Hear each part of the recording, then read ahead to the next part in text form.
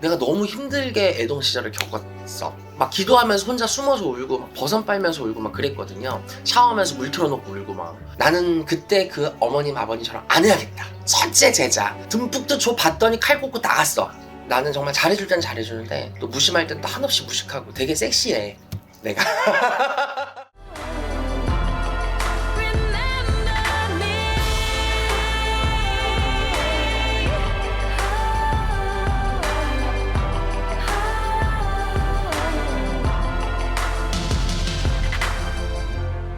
Remember me.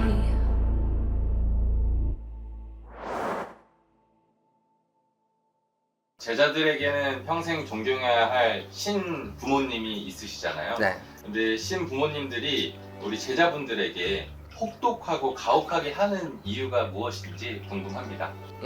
우선 저 같은 경우도 좀 또라이라서 이 제자들을 좀 훈육을 좀 많이 해요.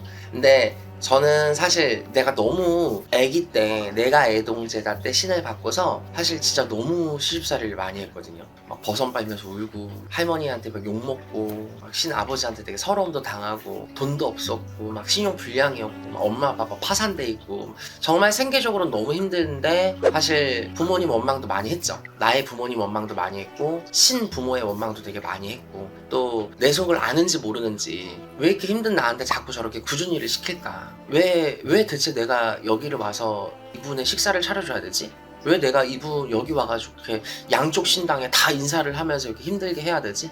왜 내 손님을 저기다가 보내야 되지? 이런 여러 가지 좀 미스테리가 되게 많았어요. 왜 아버지는, 왜 할머니는 내가 이렇게 힘들어하고 빚내고 막 이렇게 막 사채업자들이 찾아다니고 이렇게 내가 힘들어하는 걸 알면서 왜 저렇게 돈에 욕심을 내신 거지? 막 이런 의아함들이 되게 많았어요. 여러 가지로 내가 너무 힘들게 애동 시절을 겪었어. 하다못해 우리 엄마도, 엄마 주위의 친구분이나 다른 가족분들도 야 너는 거기에 있으면 아무것도 못하겠다. 다 뺏기고 넌 그냥 거기서 시집살이만 할 것 같아. 언제까지 그렇게 할래? 이런 좀 나만의 딜레마, 이런 트라우마가 나름대로 되게 많았어요. 그래서 물론 제가 독립을 선언하고 저 스스로 이제 독립된 길을 가면서 여기까지 제가 성장을 했는데 사실 제가 그때 애동 3년 가까이 되는 그 시간을 사실 알려주는 것도 딱히 없어.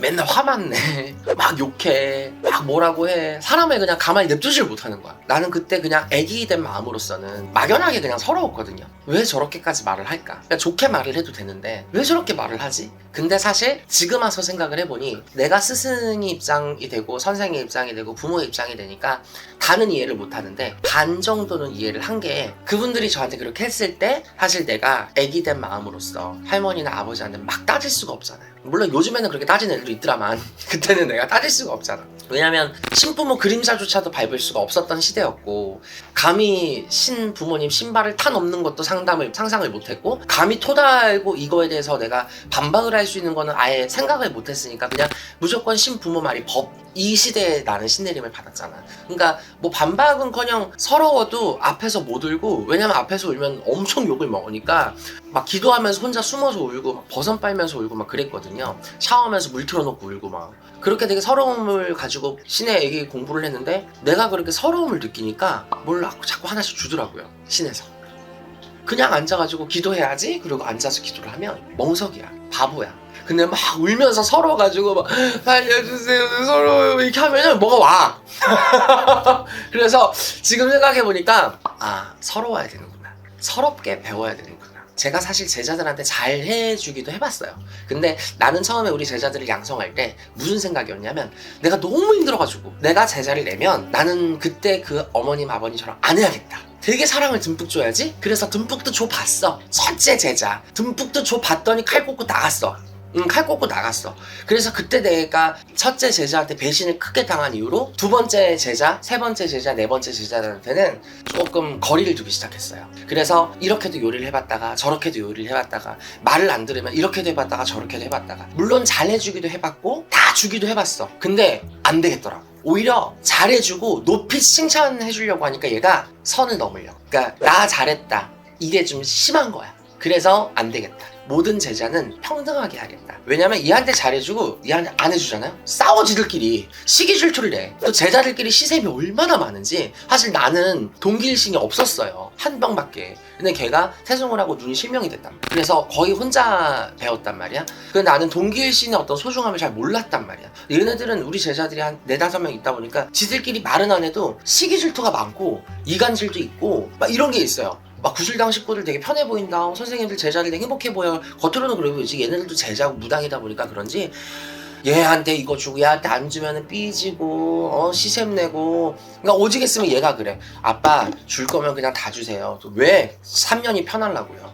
이래. 진짜 애들끼리 이래. 나한테 이래. 하소연을 다 나한테 하니까. 그러니까 이런 얘기를 들어보면 얘네들한테는 무조건 잘해주는 게 보약이 아니라 독이 될 수도 있겠구나.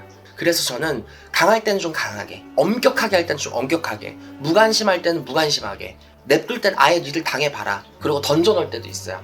그러니까 정말 별의별 짓을 다 해봤는데 저는 최대한 얘네 입장을 들어주면서도 잘 흘러갈 수 있게끔 최대한의 현명함을 좀 많이 발휘하는 것 같아요. 그러니까 사람의 요리를 좀 잘해야 된다고 생각을 하는데 아무래도 우리 제자분들이 선생님들한테 배우다 보면 되게 안 좋은 생각이 들 수도 있고 더 배우고 싶은데 안 알려주니까 괜한 욕심이나 승부욕 때문에 더 배우고 싶어서 이 사람한테 배울 게 없어 생각을 하고 나가는 경우도 있을 거고 다른 굿이 하고 싶어서 굿을 갈아타는 경우도 있을 거고 반대로 선생님들한테 정말 너무 치이고 빨려서 집을 나오는 제자들도 있을 거고 되게 제자들마다 사연은 다 다르잖아요. 근데 사실 너무 많은 사람들이 신을 받고 튕겨져 나가고 독립이 되고 갈라서는 입장들이 사실 너무 다양하다 보니까 그걸 제가 다 예로 들 수는 없지만 한 가지 분명한 건 있더라고요.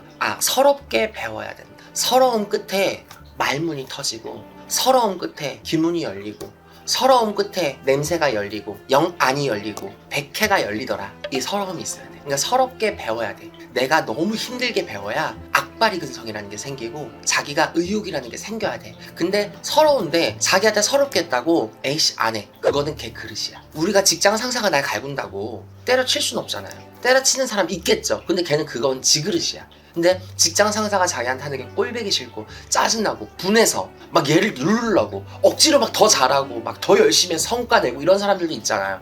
각자 그릇이 다르듯이 아무리 무당이 되고 제자가 돼도 선생님들마다의 그 제자분들마다의 그릇이라는 게 달라. 물론 선생님들이 이렇게 제자들에게 혹독하게 막 이렇게 막 서럽게 하는 이유들이 다 선생님들마다의 그 철학? 자식 철학처럼 교육관념이 좀 달라서 모든 뜻이 다 같을 수는 없겠죠. 근데 윤도령의 개인적인 생각은 그래요. 너무 오냐오냐 키우면 그것도 얘를 엇나가게 하는 꼴이 되고 너무 방치를 하면 또 그것도 내가 부모로서 자격이 없고 내가 배 아파서 낳지는 않았지만 마음으로 가슴으로 낳았잖아. 그럼 진짜 내 새끼인데 같이 고민을 해주고 같이 무심한 척 관심 없는 척 하면서도 친데레 같이 또 챙겨주고 제자들 생일도 챙겨줘야 되고 휴가도 챙겨줘야 되고 먹는 것도 챙겨줘야 되고 입는 것도 챙겨줘야 되고 그래서 저는 옷도 막 물려주기도 하고 한복도 그냥 주기도 하고 회식도 많이 시켜주고 그러니까 그런 것처럼 가방도 사다 주고 지갑도 사다 주고 그래서 나는 정말 잘해줄 땐 잘해주는데 또 무심할 땐 또 한없이 무식하고 되게 섹시해 내가 섹시한 아빠야.